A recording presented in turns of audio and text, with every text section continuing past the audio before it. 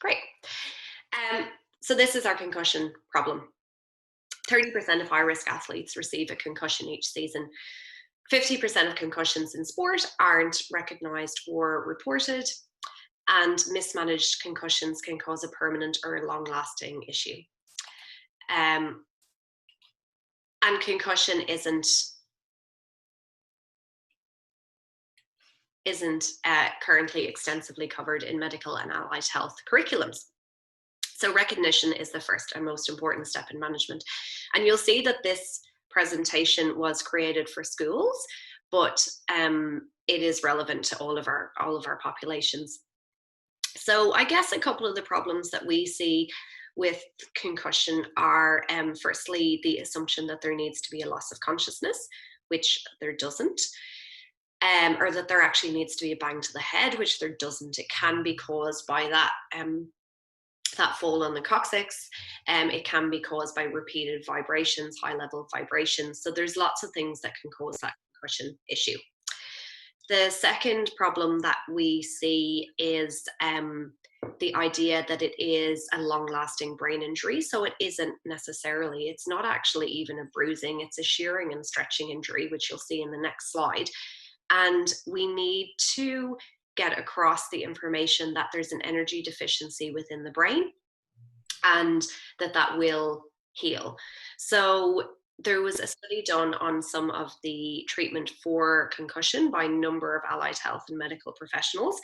And a lot of the things that were being recommended, like your rest, your dark glasses, and your avoidance of sleep, are actually completely against the research now. So that's really important to note.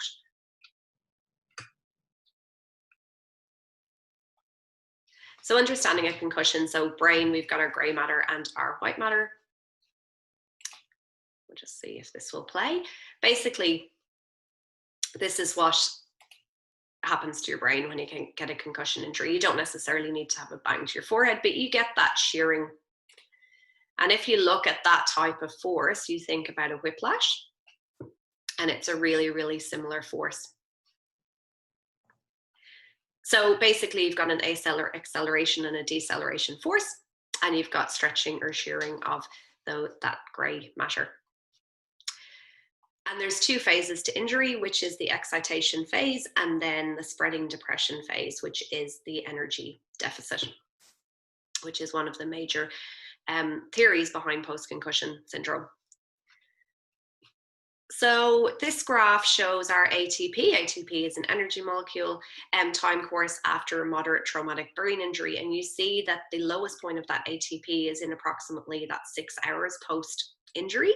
But for full ATP regeneration to normal, it actually takes 2 to 4 weeks. So this is your really vulnerable phase after a concussion, but you are still vulnerable for that 2 to 4 weeks.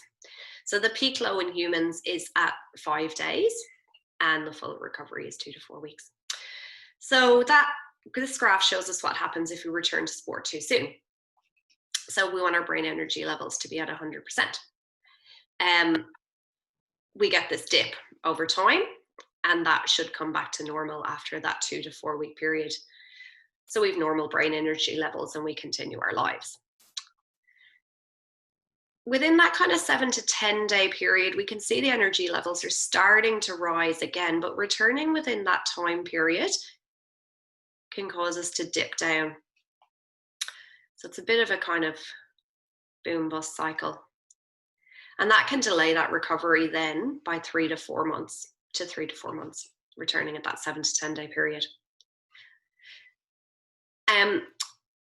We look at here, once we return there, somebody who's got maybe starting to develop some post-concussion type symptoms here, and they return to sport a little bit early. That 1 to 2 month phase, they try to go back to sport again, it drops their recovery time again. And now they're looking at a 3 to 4 month recovery. They kind of wait another few weeks, they try to go back again, and they're potentially looking at an indefinite recovery. So one of the biggest risk factors is in getting a couple of concussions within close succession of each other. And we look at things like permanent dysfunctions. So once the brain energy levels dip below 60%, that's when we get cellular death. So that's what we want to avoid. In a normal concussion, we don't have cellular death. We've got an energy deficiency, basically. And there are theories regarding blood flow issues, vestibular issues, neck issues, and so on, which we'll talk about.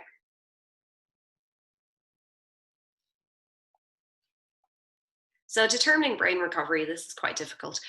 MRI, CT scans, and symptoms are not an appropriate way to determine brain recovery, unfortunately.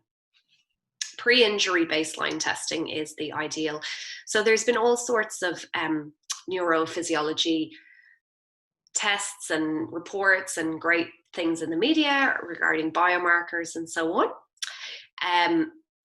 The biomarkers, they come out with these great ideas around this biomarker is now indicative of concussion, but a lot of the biomarkers are actually indicative of a lot of other things as well, and they can even be indicative of low-grade inflammation, and so they're not specific enough. So pre-injury baseline testing is a really comprehensive test. So it doesn't just rely on doing a questionnaire like the SCAT or the IMPACT. It basically provides us with objective measures so we can then compare their healthy state versus their injured state. And so your pre-injury baseline testing looks at your balance, your reaction times, your cognitive ability, your memory, your visual processing, your strength, etc. And it's used to determine the return to play, not the diagnosis. So we should all be able to diagnose a concussion. And basically, you can then repeat that pre-injury baseline test, if you have it in an ideal world, on the person after about 5 days, and then start to get them back into some sort of sports-specific activity, but not necessarily into full play. So this is your gold standard. And the more tests you have, the better results. So there's no one amazing test. If you go and look up the SCAT5 or the IMPACT or BALANCE or any of the research on concussion, you'll see that there are pros and cons to all of them. And obviously they encompass a number of other different conditions too. So as I just mentioned, single tests are inadequate, and it should never be the sole basis of management decisions. So there's a number of red flags. So the possibility of brain bleeds, constant vomiting, and a number of other things that warrant immediate medical attention. They warrant referral to a neurologist and often clearance before return to play. So can we treat a concussion? Yes, we can. So rest is no longer considered the best practice, which is great because we want to get blood flow happening. And we want to prevent, a lot of the anxiety and depression and so on that goes with rest and social isolation and so on. So the types of treatment include manual therapy, and it needs to be really specific manual therapy assessment and treatment of the neck. So real care as to what joints refer to where, if there needs to be ligament testing, if there's the possibility of instability, what muscle trigger points refer to where. I always add in, if there's peripheral nerve tension, if there's a level of central sensitization, what the whole nervous tissue is doing. Exercise therapy, and we determine the rate at which they exercise based on the Buffalo treadmill test. So we pick their ideal heart rate, so it's not a simple kind of 220 minus your age. Buffalo treadmill test people and pick their select their ideal level of intensity to exercise based on that, and then they will work at 80% of that. Nutrition, so if you're eating rubbish, it's inflammatory. The conference that I went to a few years ago, David Samra, who's the Sydney Swans doctor, spoke at it, and he was really big on getting people on a sugar-free diet, and saw a huge difference in post-concussion symptoms with that. And I mean, there's definitely a role for that. CCMI on their app actually have a brain health diet, and I think as health professionals, it is, what we would kind of recommend as common sense, like fish oils, high fruit and veg, basically just not eating rubbish. So you want to speed that metabolic recovery and reduce inflammation. So there is a lot of research for things like the keto diet and so on. And if somebody's already familiar with that, then that is wonderful. But if somebody's just sustained a concussion, you probably don't want to overwhelm them with giving them a really, really complicated diet to follow. So they can download the app. They can actually download the CCMI app for free, and they can get access to the nutrition programs on that. So vestibular therapy, treating the vestibular system within the ear, will tackle any balance and coordination issues. Visual therapy for any visual issues. And unfortunately, 30% of concussion patients do go on to develop post-concussion syndrome, and that is 30 plus days of lasting symptoms. And these tend to be the people that go around the houses to different specialists looking for a solution. We've had really, really good results with them. I love seeing them. They're extremely grateful clients because it's very debilitating to have post-concussion syndrome. But yeah, the presentation can be really different. So the best chance for a speedy recovery is early diagnosis, treatment, and education. And a new study shows that continuing to play after concussion makes them 8 times more likely to have a prolonged recovery. So they need that kind of 2 to 4 weeks rest, and ideally, to be cleared to return to play with some form of testing. So if we don't have the full CCMI baseline test, at the very least, we'd want to do an assessment of the neck. We'd want to do an assessment of the vestibular system and the visual system. And we would want to do an assessment of their Buffalo treadmill test, just to see if that brings on any symptoms to exercise. And that's a walking test. So they don't need to be a runner. So return to learn, work and play. So this is obviously, as I mentioned, for schools, but it can be modified for work and so on too. So each of these phases kind of goes around the 2, 3 to 5 day mark. So symptom limited rest, light cognitive activity can follow pretty quickly. Returning to a half day of school or work, full day of school or work, and these are all symptom limited. Return to physical activity and a graded exercise test. So this is your Buffalo treadmill test, and that can happen at that sort of even 5 to 10 day post-injury period. And then gentle sport-specific activities, non-contact training, medical clearance. The physical exertion and baseline retest is you would look at your CCMI, all of the things that we mentioned before retesting. And if they are a contact athlete, they can be put through a really intense test called the Chicago Blackhawks test, which if you're a marathon runner or something like that, it's not really essential. But for like a rugby player, AFL player or something, it would be ideal. It's a bit vomit inducing at the best of times. And so if they clear that, then they're completely fine to return to full practice and then return to gameplay. And there's a period of kind of 3 to 5 days at least between all of this stuff, just to allow time for symptoms to present themselves if they're going to. So 4 to 5 days. So if this is somebody who's maybe not an athlete, not particularly looking to return to anything, but if they're still symptomatic at rest, so if you see a concussion client and they're getting symptoms at rest, bring them back in for reevaluation, find out their symptoms, neck therapy and mobilizations, vestibular, visual rehab if necessary, light cognitive activities with frequent breaks and below symptom threshold. And you're looking for kind of exacerbation of symptoms. So how much can they do? If they can do 15 minutes, get them to do that and then take a break and then try again till they can do kind of 30 to 45 minutes. So a really key point to mention here. So I mentioned about not advising full rest and dark rooms. So we also don't advise dark glasses. And the theory and the research now shows that actually increases photosensitivity. And the easiest way of explaining it is like if you go to the cinema during the day and you come out and the light's really, really bright when you come out. If you're walking around with dark glasses on or sitting in a dark room, you don't get to actually habituate to some of your to light and to normal stimuli. So the longer you do that for, the more photosensitive you can become.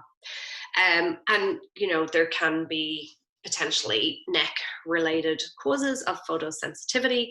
And that can be really nice to assess with the Watson headache protocol. Yeah.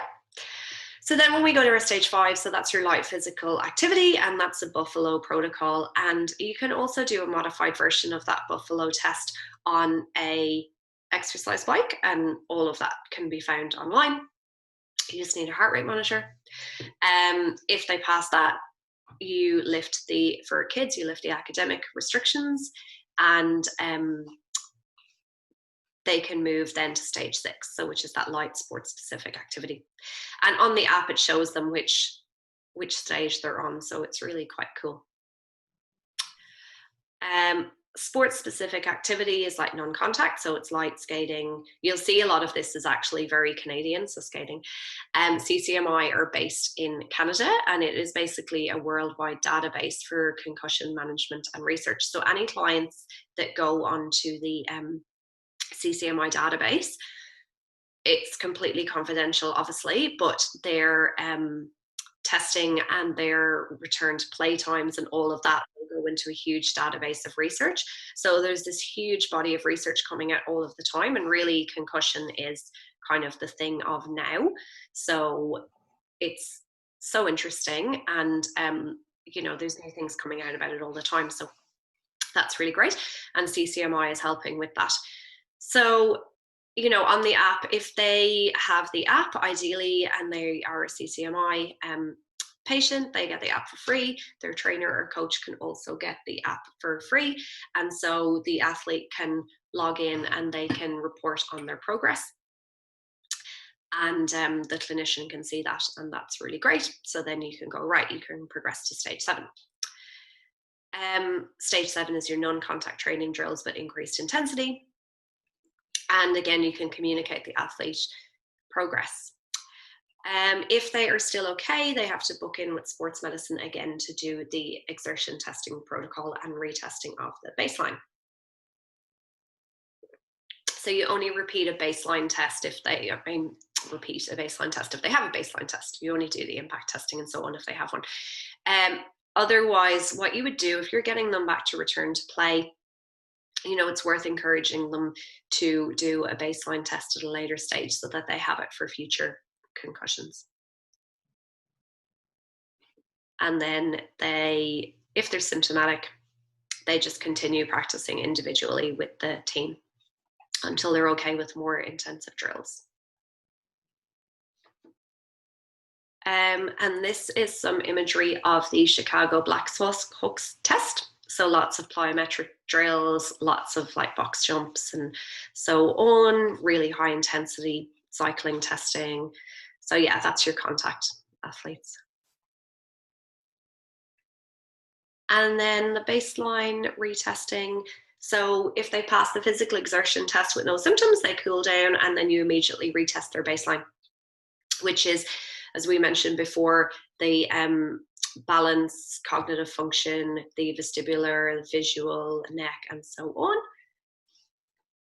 And then they can redo their impact test, which is basically they do that on a computer in the clinic. The impact test is really specific, and what's really specific about it within the CCMI database is they can tell in the database if people are throwing the test.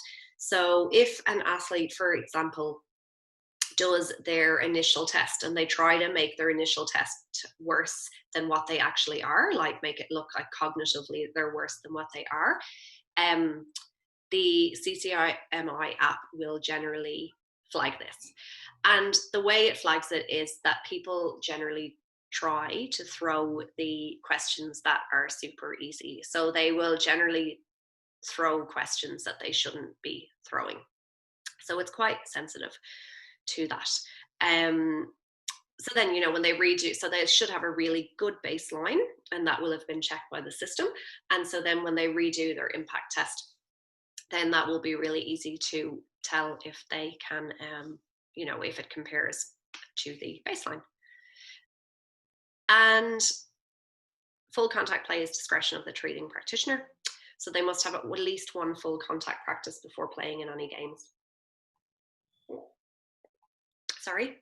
So Here's some other education which is offered by CCMI. So we are happy to get codes for any of these things and go and talk to teams and to teachers and parents and people about this. And we can give them codes then for the concussion sideline course. So it's basically giving people an understanding of what a concussion is and how to recognize them, and you guys can all read, steps to take, and how to assist in safely managing a concussed athlete back to the classroom and sporting environment. So, you know, the idea is if we actually identify concussions, it's kind of the first stage, really. So we identify concussions, we identify the practitioners around who are skilled in management of the different areas of concussion. And, you know, that can be also looking at dietitians that have a special interest in concussion, psychologists that have an interest in concussion, you know, so that we know when to cross refer around to people. But, you know, getting the concussed kid or player or worker into a GP and or a physio, ideally who are skilled in the management of concussion, would be amazing. So yeah, we're happy to talk to any of those. So in terms of the CCMI stages, so there's the online coach trainer concussion sideline course. If you look up CCMI after this, you'll see on Facebook, Cameron Marshall, who is the CEO of it, often offers free webinars and so on. But this is available for free with the code. That application, any of you guys can download that app and have a play with it. And this is what it looks like for a coach, that you would have all of your players, or say for like a PE teacher or something like that, you would have all of your players. So ideally, you know, if you're coaching a team and all of your players go and have baseline assessments, this will tell you who needs a baseline assessment done. It will tell you, you know, who's kind of good to play. It will tell you who's in treatment and so on. And it allows you to communicate back with the treating practitioners via the app. So really easy. And then for students / the concussed person / athletes,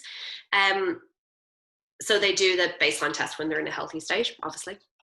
They download the application, and they've got a lot of information on there. So if they forget any of that stuff, like what's a concussion, signs and symptoms, blah, blah, blah. And then they've also got this, once they do sustain a concussion, where they can rate their symptoms, and that goes back to the treating practitioner. So that's really quite cool.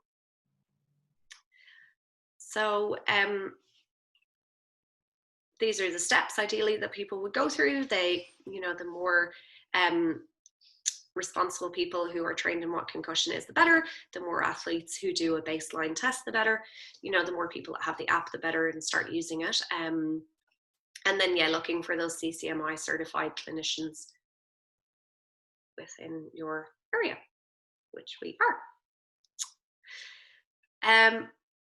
And the CCMI difference. So basically, concussion research continues to evolve, and this information is continually improving and refining our approach to concussion care. So we need to redo this training every 3 years.